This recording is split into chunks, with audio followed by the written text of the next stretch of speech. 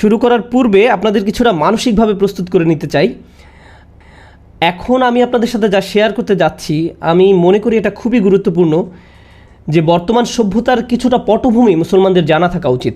আমি এমন কিছু নিয়ে কথা বলবো যা বুঝতে হলে আপনাদের অনেক মগজ খাটাতে হবে। আপনারা সারাদিন ধরে এমনিতে এখানে বসে আছেন, মানসিকভাবে অনেকটা ক্লান্ত, তাই দোয়া করুন যেন আমি পরিষ্কারভাবে ধারণাগুলো আপনাদের নিকট উপস্থাপন করতে পারি এবং আপনারা যেন আমার চিন্তা পদ্ধতির সাথে একাত্ম হতে পারেন। যে কারণে আমি ভূমিকা দিচ্ছি তা হলো, যখন আপনাদের কোনো প্রশ্ন জিজ্ঞেস করব, এভাবে আমি শিক্ষা দিয়ে থাকি, আমি শুধু প্রশ্ন করার নিমিত্তে কোনো প্রশ্ন করি না। যখন আমি কোনো কিছু জানতে চাইব, আশা করি আপনারা জোর আওয়াজে তার জবাব দিবেন। এর ফলে আমি বুঝতে পারবো যে আপনারা জীবিত আছেন। একমাত্র এভাবেই আমি বুঝতে পারবো যে আপনারা এখনও নিঃশ্বাস নিচ্ছেন। তাই বক্তব্য চলা অবস্থায় আমি আপনাদের নিকট অনেকবার বিভিন্ন প্রশ্ন করব, আপনারা জবাব দিলেই কেবল আমি আলোচনা সুন্দরভাবে চালিয়ে যেতে পারবো। আমি আশা করছি আধা ঘন্টার মধ্যে আলোচনা শেষ করতে পারবো। যদি না পারি তবে আমি চেষ্টা করব ইনশাআল্লাহ তাআলা। আজ আমরা ইসলামের ইতিহাস নিয়ে আলোচনা শুনেছি, আমরা রসুল সাল্লাল্লাহু আলাইহি সাল্লামের সিরাহ নিয়ে আলোচনা শুনেছি, কিন্তু আমি আলোচনা শুরু করতে চাই ইউরোপের ইতিহাস নিয়ে ইনশাআল্লাহ। ইউরোপের কিছু ইতিহাস নিয়ে আমাদের সময়ের সমস্যাগুলো উপলব্ধি করার জন্য এই প্রেক্ষাপটটা জানা খুব জরুরি। আমি আপনাদের সেই সময় ইউরোপে নিয়ে যাচ্ছি যখন চার্চের কর্তৃত্বের বিরুদ্ধে একটা বিদ্রোহ দেখা দিয়েছিল। আপনারা যদি এটা না জেনে থাকেন, তার সারমর্ম হলো তখনকার ইউরোপ ছিল একটি ধর্মীয় সমাজ, আর সমাজের উপর চার্চের ছিল ব্যাপক কর্তৃত্ব। সে সময়ের চার্চ নিষ্ঠুর নিপীড়নমূলক নীতি গ্রহণ করেছিল। পোপের কথাকে এক কথায় সৃষ্টিকর্তার কথার সমান মূল্য দেওয়া হতো। কেউ পোপের কথার সাথে দ্বিমত পোষণ করলে তাকে আমাদের ভাষায় মুরতাদ ঘোষণা করা হতো, ধর্ম থেকে তাকে বের করে দেওয়া হতো এবং হত্যা করা হতো। তাদের মতে চার্চের সাথে দ্বিমত পোষণের একমাত্র ক্ষতিপূরণ রক্তের মাধ্যমে দিতে হবে। তাকে প্রথমে নির্যাতন করা হতো, তারপর হত্যা করা হতো। তারা মনে করত তার আত্মাকে রক্ষা করার এটাই একমাত্র উপায়। ইউরোপ এই ধরনের ধর্মীয় মতবাদ দ্বারা দীর্ঘকাল শাসিত হয়েছে। এর ফলে দুইটি মতবাদ মাথাচাড়া দিয়ে ওঠে। তখন উভয়টা প্রায় একই সময় আত্মপ্রকাশ করে। তার মধ্যে একটা হলো প্রোটেস্ট্যান্ট রিফরমেশন। চার্চের মতে সাধারণ মানুষের বাইবেল পড়ার কোনো অধিকার নেই। তারা নিজে নিজে বাইবেল পড়তে পারবে না। চার্চের অথরিটি বা পোপের নিয়োগকৃতরাই কেবল বাইবেল পড়তে পারবে এবং এর ব্যাখ্যাও তারাই করবে। তাদের ব্যাখ্যার বিপরীতে কোনো ভিন্ন মত পোষণ করা যাবে না। কিন্তু প্রোটেস্ট্যান্ট আন্দোলন এসে ঘোষণা দিল, না, প্রত্যেক খ্রিস্টানের বাইবেল পড়ার অধিকার থাকতে হবে। নিজেদের জন্য পড়বে, নিজেরা নিজেদের জন্য এর থেকে অর্থ খুঁজে নেবে, এর জন্য আমাদের চার্চের দরকার নেই। এভাবে চার্চের কর্তৃত্বের বিরুদ্ধে আন্দোলন শুরু হলো। সংক্ষেপে এটাই প্রোটেস্ট্যান্ট মুভমেন্ট। এই ব্যাখ্যাকে বলা যেতে পারে ক্লাস 7-8-এর ছাত্রছাত্রীদের উপযোগী ব্যাখ্যা। সে সময় আরেকটা মুভমেন্টেরও আত্মপ্রকাশ ঘটে। এই আন্দোলনটি ছিল আরও বেশি শক্তিশালী, আর দুইটি আন্দোলন পরস্পর সম্পর্কযুক্ত। তো দ্বিতীয় আন্দোলনকারীরা বলতে লাগলো, চার্চ এতদিন ধরে যে মতবাদ প্রচার করে আসছে, বৈজ্ঞানিক দৃষ্টিতে তা যৌক্তিক নয়। চার্চের এই মানুষগুলো দর্শনের বই পড়েছে, বিজ্ঞানের বই পড়েছে, যা কিছু তাদের মতবাদের সাথে মিল রাখে না। যেমন বাইবেলের মতে পৃথিবী হলো মহাবিশ্বের কেন্দ্র। কিভাবে আমরা এটা মেনে নিব যেখানে বৈজ্ঞানিক আবিষ্কার এই মতের সাথে সাংঘর্ষিক? আমরা এই বিশ্বাস মেনে নিতে পারি না। এর ফলে চার্চ বৈজ্ঞানিক অনুসন্ধানকে কুফর বা ধর্মদ্রোহিতা হিসাবে ঘোষণা করলো এবং এজন্য তারা লাইব্রেরির পর লাইব্রেরি পুড়িয়ে ফেললো, বৈজ্ঞানিকদের হত্যা করেছিল, দার্শনিকদের মেরে ফেলেছিল, যে বিষয়গুলো মূলত ফরাসি বিপ্লবের একটা প্রেরণা জুগিয়েছিল। খ্রিস্টান মতবাদের দুইটা দিক, প্রথমত এটা নিপীড়নমূলক, দ্বিতীয়ত এটা অযৌক্তিক। এভাবে দুই দিক থেকে চার্চ বিদ্রোহের শিকার হয়, ধর্মীয় দিক থেকে প্রোটেস্ট্যান্ট মুভমেন্ট দ্বারা এবং বৈজ্ঞানিক দিক থেকে সেকুলার আন্দোলন দ্বারা, যা চার্চের কর্তৃত্বকে একেবারে দুরূহিত করে দেয়। তো এখন ইউরোপ জুড়ে এই বৈপ্লবিক আন্দোলন চলছিল, আর এই আন্দোলন ছিল পৃথিবীর ইতিহাসে অন্যতম রক্তক্ষয়ী এক আন্দোলন। যখন এই বিপ্লব ঘটে গেল, হঠাৎ করেই পুরো ইউরোপ একটি মুক্ত চিন্তার সমাজে পরিণত হলো। তারা নতুন করে আবিষ্কার করতে লাগলো কোন কোন বিশ্বাস তাদের ধরে রাখা উচিত আর কোন কোন ধারণা চিন্তা সমাজের কেন্দ্রে থাকা উচিত। এটা নবচিন্তা চেতনার একটা মুক্ত বাজারে পরিণত হলো। এই সময় কয়েকটি দর্শনের আত্মপ্রকাশ ঘটে। মূলত প্রথম দিকে সেরা সেরা বিজ্ঞানীদের অনেকেই ছিলেন নামকরা দার্শনিক, সুতরাং তাদের নিকট দর্শন এবং বিজ্ঞান একসাথে সম্পর্কযুক্ত ছিল। আর ধারণা চিন্তার এই মুক্ত বাজারে শুধু একটি নয়, অনেকগুলো দর্শন একে অন্যের সাথে সংঘর্ষে লিপ্ত হলো। কিন্তু আমি চাই আপনারা এই বিষয়টা মনোযোগ দিয়ে শুনবেন। কিন্তু একটা কমন চিন্তা অন্য সবার চিন্তার উপরে প্রভাব বিস্তার করছিল। যদিও এই চিন্তার ছোটোখাটো ভিন্ন পাঠও রয়েছে, তবু বলা চলে একটি চিন্তা শেষ পর্যন্ত বর্তমান থেকে যায়। আর এটি শুধু ইউরোপে সীমাবদ্ধ থাকেনি, এই চিন্তাটি সারা দুনিয়ায় ছড়িয়ে পড়ে। আজ আমরা যে বিশ্বে বসবাস করছি তা আসলে সেই মতবাদ বা সেই ধারণাগুলোর প্রতিক্রিয়ার ফল। তাই আমি প্রথমে সেই ধারণাগুলো সংক্ষেপে ব্যাখ্যা করতে চাই, তারপর সূরাতুল কিয়ামা থেকে কিছু বিষয় উপস্থাপন করব, সূরা কিয়ামার প্রথম দিকের কয়েকটি আয়াত। কিন্তু তার পূর্বে একটা দৃশ্যপট তৈরি করে নিতে চাই। তো প্রাক আধুনিক যুগের প্রায় সকল সমাজ ব্যাপকভাবে ধর্ম দ্বারা প্রভাবিত ছিল, যে কোনো ধর্ম দ্বারাই হোক না কেন।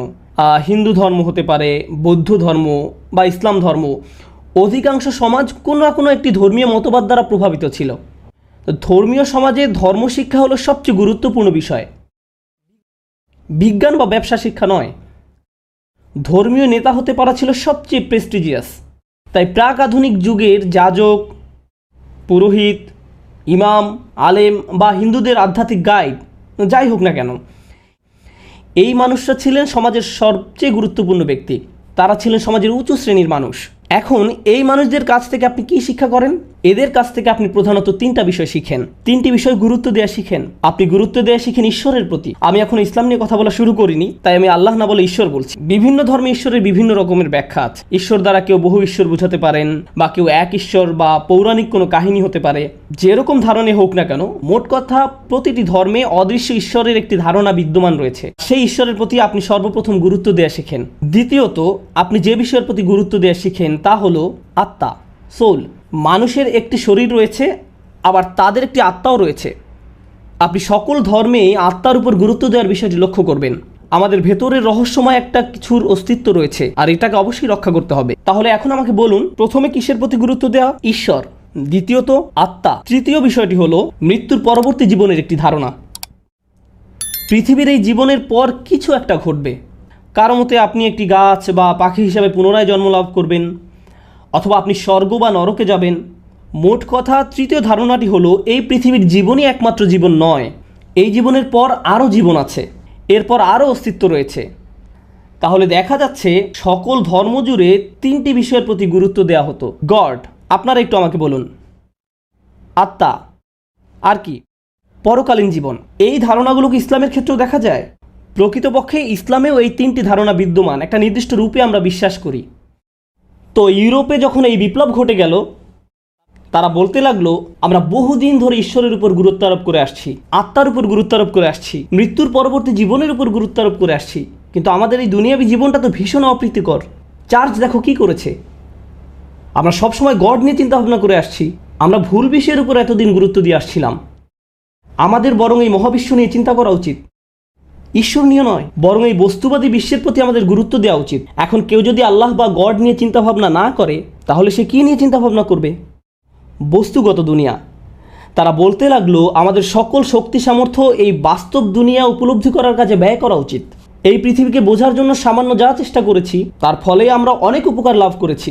আপনি যখন বস্তুগত দুনিয়া বোঝার চেষ্টা করেন, যা মূলত বিজ্ঞান, আপনি নিত্য নতুন বিষয় আবিষ্কার করতে শুরু করেন। আর আবিষ্কার কি করে? আবিষ্কার দুনিয়াকে আরও উন্নত করে তোলে। নতুন নতুন জিনিস উদ্ভাবিত হতে শুরু করে, বিভিন্ন উপকারী যন্ত্রপাতি আবিষ্কৃত হতে শুরু করে। যদি আপনি বস্তুগত দুনিয়া অধ্যয়ন না করেন, আপনার পক্ষে এই আবিষ্কার করা সম্ভব নয়। তো তারা বলতে লাগলো দেখো, যারা গড নিয়ে অধ্যয়ন করে তারা কি আবিষ্কার করেছে, আর বিপরীতে যারা এই জগৎ নিয়ে অধ্যয়ন করে, দেখো তারা অবাক করা কত কি আবিষ্কার করে ফেলেছে। স্থাপত্য শিল্পে আমাদের অগ্রগতি দেখো। তাই আমাদের সকল শক্তি সামর্থ্য ঈশ্বর বোঝার জন্য ব্যয় না করে এই বস্তুগত দুনিয়া বোঝার কাজে ব্যয় করা উচিত। দ্বিতীয় কোন বিষয়ের প্রতি গুরুত্ব দেওয়া হতো? আপনাদেরকে আবার জিজ্ঞেস করছি, আত্মার প্রতি। তারা বলতে লাগলো আত্মা আবার কি? কেউ কি কখনো এটা দেখেছে? কেউ কি জানে এর অবস্থান কোথায়? আমরা আত্মা নিয়ে চিন্তিত, কিন্তু পৃথিবীতে কত রকমের রোগ বালাই রয়েছে সেই ব্যাপারটা কে দেখবে? তাই আত্মার অধ্যয়নের উপর গুরুত্বারোপ না করে আমাদের উচিত শরীরবিদ্যা অধ্যয়নের উপর গুরুত্বারোপ করা। আপনারা গত কয়েক শতাব্দীর দিকে তাকিয়ে দেখুন, গত কয়েক শতকে কি মানুষের শরীর নিয়ে ইতিহাসে সর্বাধিক পরিমাণে গবেষণা করা হয়নি? অবশ্যই হয়েছে। বস্তুগত জগৎ তথা এই পৃথিবী এবং পৃথিবী ছাড়িয়ে আরও যা কিছু আছে তা নিয়ে কি মানব ইতিহাসের সর্বাধিক পরিমাণে গবেষণা চালানো হয়নি? হ্যাঁ, অবশ্যই। তাহলে আমরা দেখতে পাচ্ছি গত কয়েক শতকে ঈশ্বরের পরিবর্তে অধ্যয়ন করা হয়েছে এই জগৎ নিয়ে, আর আত্মার পরিবর্তে অধ্যয়ন করা হয়েছে শরীর নিয়ে। তো আগে যেখানে সমাজের সবচেয়ে উঁচু স্তরের মানুষেরা ঈশ্বর এবং আত্মা নিয়ে অধ্যয়ন করত, কিন্তু আজকের দিনে তাদেরকে সমাজের সর্বোচ্চ শিক্ষিত মনে করা হয় বিজ্ঞানের বিভিন্ন বিষয়ে যাদের পিএইচডি রয়েছে, এরাই হলো সর্বোচ্চ শিক্ষিত। তৃতীয় বিষয়টি কি ছিল? ঈশ্বর, আত্মা, আর কি? হ্যাঁ, মৃত্যুর পরবর্তী জীবন। স্বর্গের জীবন অতি চমৎকার হবে। এখানে কষ্ট ভোগ করো, কিন্তু স্বর্গে গিয়ে আরামে থাকবে। এ সম্পর্কে ইউরোপিয়ানরা কি বলে? তারা বলে আমরা এসব শুনতে শুনতে ক্লান্ত। মৃত্যুর পর আরেকটা জীবন আছে কি না আমি জানি না, কিন্তু আমাদেরকে এই পৃথিবীর জীবনের উপর গুরুত্ব আরোপ করতে হবে। চলো চেষ্টা করে দেখি যদি আমরা এই পৃথিবীর জীবনটাকে উন্নত করতে পারি। চলো রাষ্ট্রবিজ্ঞান নিয়ে গবেষণা করি, সমাজবিজ্ঞান নিয়ে গবেষণা করি, নৃবিদ্যা নিয়ে গবেষণা করি, গণযোগাযোগ নিয়ে গবেষণা করি। চলো আমাদের জীবনকে উন্নত করার লক্ষ্যে মানবিক জ্ঞানের এই সমস্ত ক্ষেত্রগুলো নিয়ে চিন্তা গবেষণা করি, যেন আমরা নিজেদের ভালোভাবে শাসন করতে পারি, উন্নত জীবনযাপন করতে পারি। তো প্রসঙ্গক্রমে তারা যত বেশি এসব বিষয় নিয়ে পড়াশোনা করতে লাগলো, যেমন তারা যত বেশি নগর উন্নয়ন নিয়ে পড়তে লাগলো, তারা যত বেশি রাষ্ট্রবিজ্ঞান নিয়ে অধ্যয়ন করতে লাগলো, সমাজবিজ্ঞান নিয়ে অধ্যয়ন করতে লাগলো, যত বেশি সাইকোলজি নিয়ে পড়তে লাগলো, এর ফলে ইউরোপে কি কোনো ইতিবাচক প্রভাব পরিলক্ষিত হয়েছে? ইতিবাচক পরিবর্তন হয়েছে। হ্যাঁ, চারিদিকে রাস্তাঘাট তৈরি হতে লাগলো, দালান কোঠা নির্মিত হতে লাগলো, ব্যবসার সম্প্রসারণ হতে লাগলো, নিত্য নতুন বিষয় আবিষ্কৃত হতে শুরু করলো। প্রকৃতপক্ষে যুক্তরাষ্ট্রের পূর্বে কারা পৃথিবীতে নেতৃত্ব দিয়েছিল? সবাই কার মতো হতে চাইতো? এটা ছিল ইউরোপ। স্পষ্টত তারা এই ধারণাগুলো নিজেদের মাঝে সীমাবদ্ধ রাখেনি। তারা তাদের লোভী স্বার্থসিদ্ধির জন্য চেয়েছিল এই ধারণাগুলো সারা বিশ্বে ছড়িয়ে পড়ুক। আমাদের সবার পূর্বপুরুষদের ইউরোপীয়দের দ্বারা শাসন হওয়ার ইতিহাস রয়েছে। আমাদের অধিকাংশদের এই অভিজ্ঞতা সহ্য করতে হয়েছে। এর মানে কি? এর মানে হলো আমাদের পূর্বপুরুষদের সরাসরি এক ধরনের ইউরোপীয় শিক্ষা ব্যবস্থার অধীনে শিক্ষা গ্রহণ করতে হয়েছিল।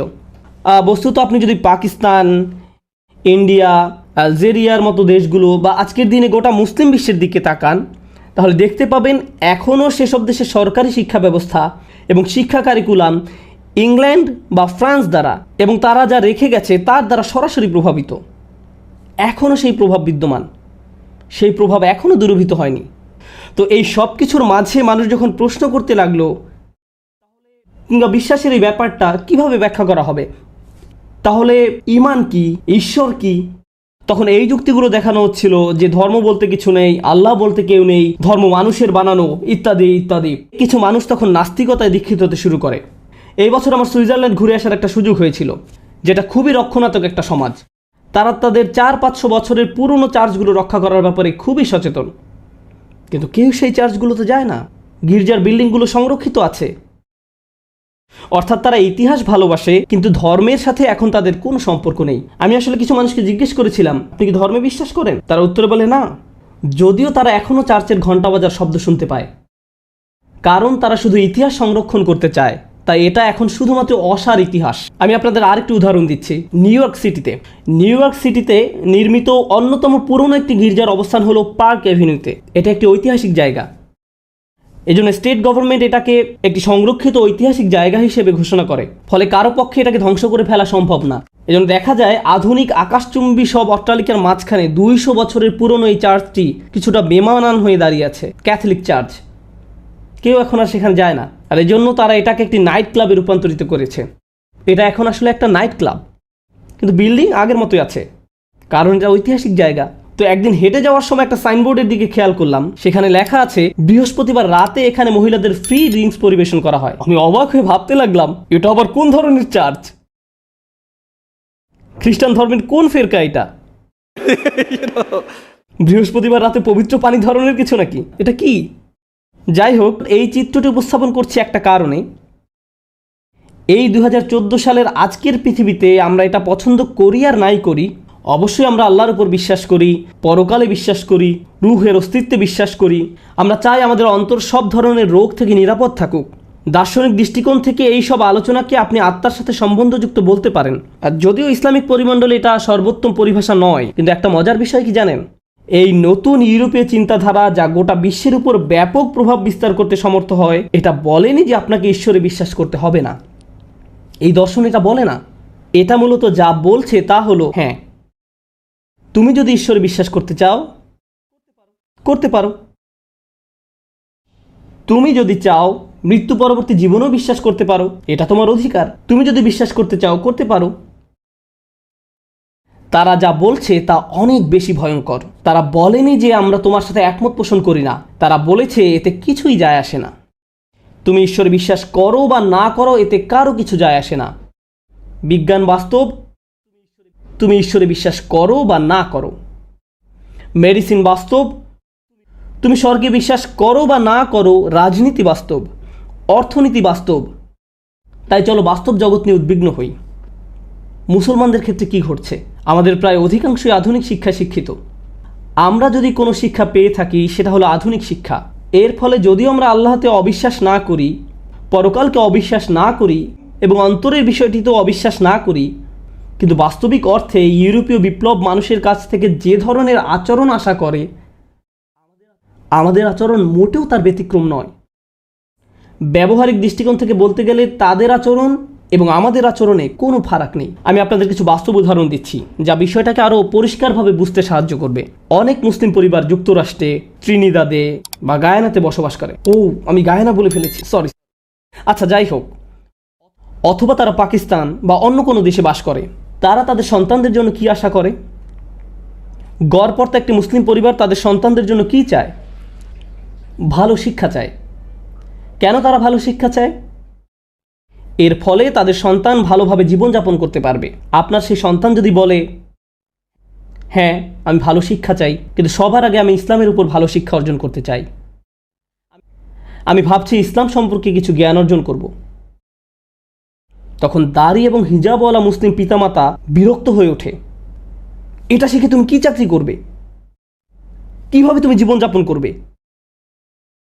কি করে তুমি বিয়ে করবে? তোমার জীবন কিভাবে চলবে? তুমি তোমার জীবন শেষ করার বুদ্ধি করেছ। কেউ যদি কিছুটা ধার্মিক হওয়ার চেষ্টাও করে, আপনারা যারা এখানে আছেন এটা ভালো করে জানেন, এই দ্বীপে আপনারা মুসলিম সংখ্যাগরিষ্ঠ অংশ নন। আপনারা হলেন অদ্ভুত রকমের সংখ্যালঘু। সম্ভবত তারা শুধু জুমার নামাজে উপস্থিত হয়, হতে পারে নামাজের একেবারে শেষ মুহূর্তে এসে যোগ দেয়, সবার শেষে আসে আবার সবার আগে বের হয়ে যায়। আপনি হয়তো তাদের সবচেয়ে বড় অংশ দেখবেন কেবলমাত্র ঈদের নামাজে। ওই সমস্ত মানুষের জীবনে এই ধর্ম কী ভূমিকা রাখে?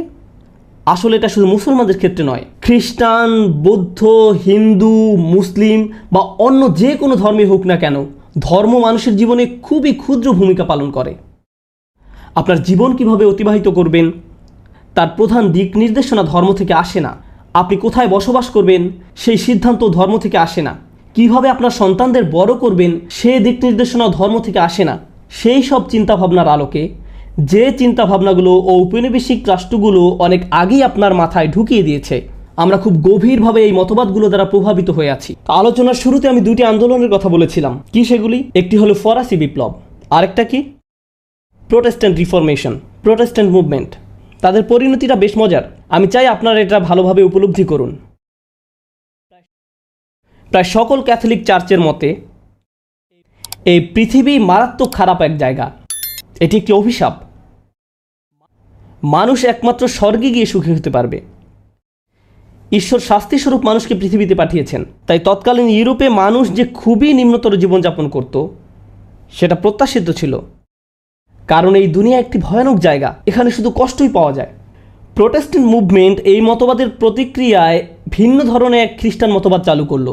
এই নতুন খ্রিস্টান মতবাদ অনুযায়ী আপনি যত বেশি দুনিয়াদার হবেন, আপনি যত বেশি সম্পদশালী হবেন, আপনার যত ভালো চাকরি থাকবে, আপনি যত বেশি টাকা আয় করবেন, এই সব কিছু নির্দেশ করে গড আপনাকে বেশি ভালোবাসেন। আপনি যদি অনেক ধনী হয়ে থাকেন সেটা প্রমাণ করে যে গড আপনাকে অনেক ভালোবাসেন। তাহলে দেখা যাচ্ছে দার্শনিকভাবে প্রোটেস্ট্যান্টরা সম্পূর্ণ ক্যাথলিক চার্চের বিপরীতে গিয়ে দাঁড়ালো।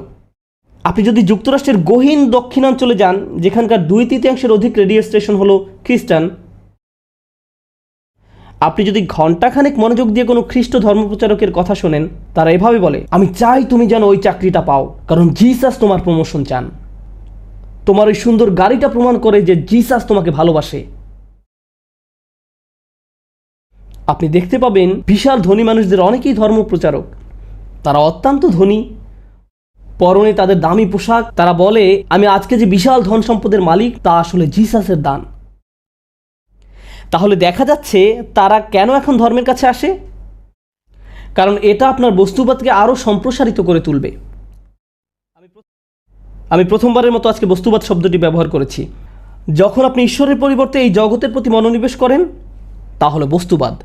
আপনি যখন আত্মার পরিবর্তে শরীরের প্রতি মনোনিবেশ করেন সেটা বস্তুবাদ। আপনি যখন পরকালের পরিবর্তে এই পৃথিবীর জীবন নিয়ে পড়ে থাকেন সেটা আসলে কি? বস্তুবাদ।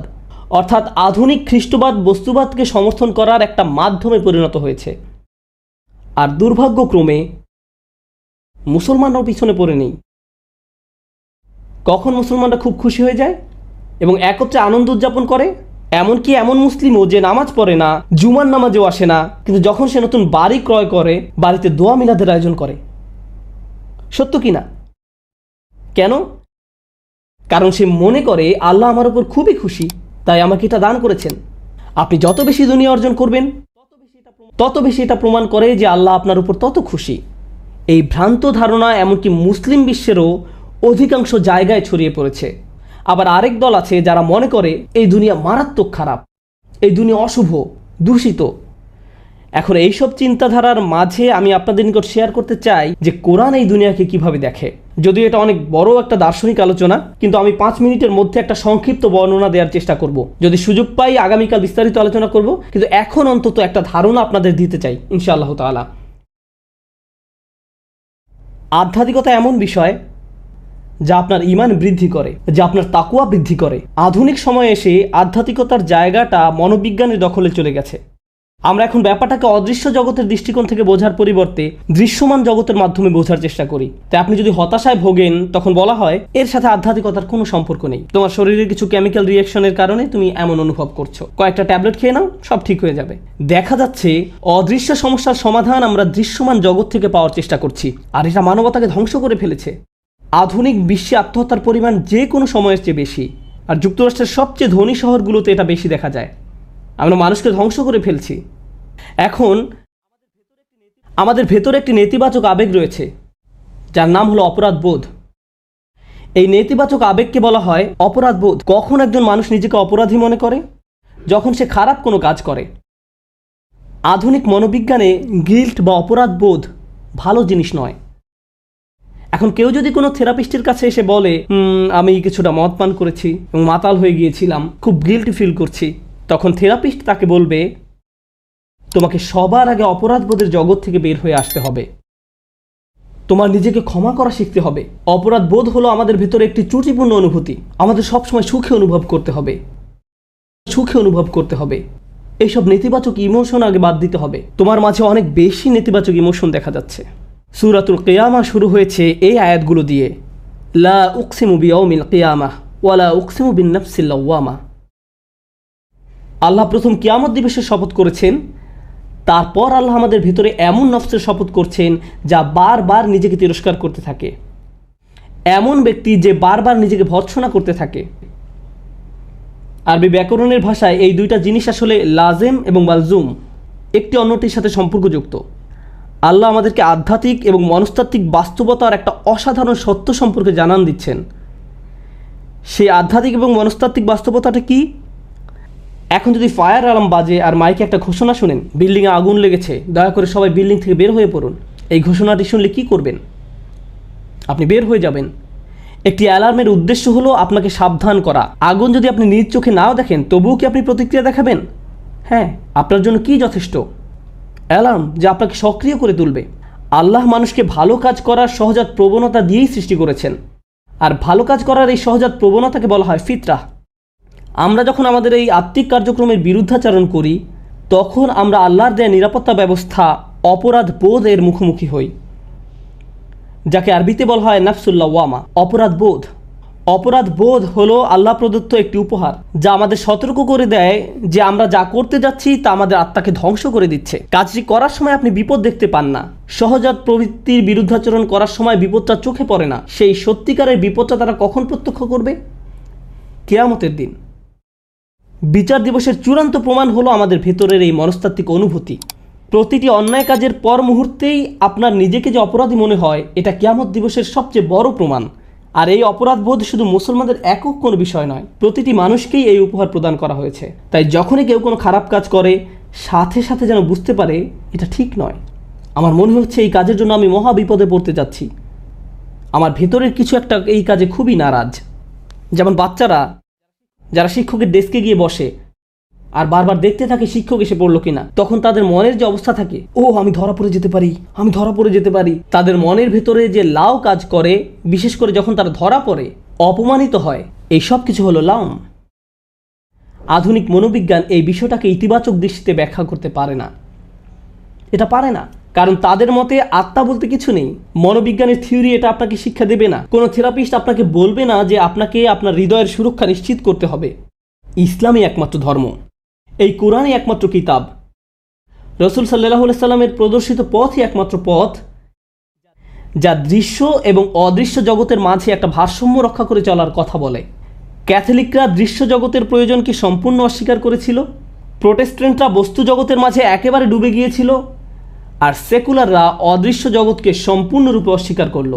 আমরাই একমাত্র ধর্মীয় গোষ্ঠী যারা বস্তুগত জগতের সাথে যুক্ত হই এবং এই যুক্ত হওয়ার মাধ্যমে অদৃশ্য জগতের বাস্তবতাকে আরও ভালোভাবে উপলব্ধি করি। এই বিষয়ে শুধু একটা উদাহরণ পেশ করব আমি। যখন বৌদ্ধরা ধ্যান করে তখন তারা চোখ বন্ধ করে ধ্যান করে, যখন বৌদ্ধরা ধ্যান করে তারা চোখ বন্ধ করে ধ্যান করে।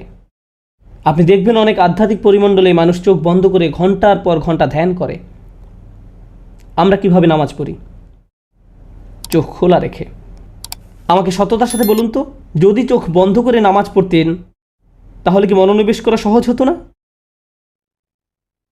সহজ হতো, কিন্তু আমরা তা করি না। আমরা আমাদের চোখ খোলা রাখি। কেন এই নিয়ম কখনো কি ভেবে দেখেছেন? এটা আসলে আমাদের ধর্মের একটা মৌলিক বিষয়।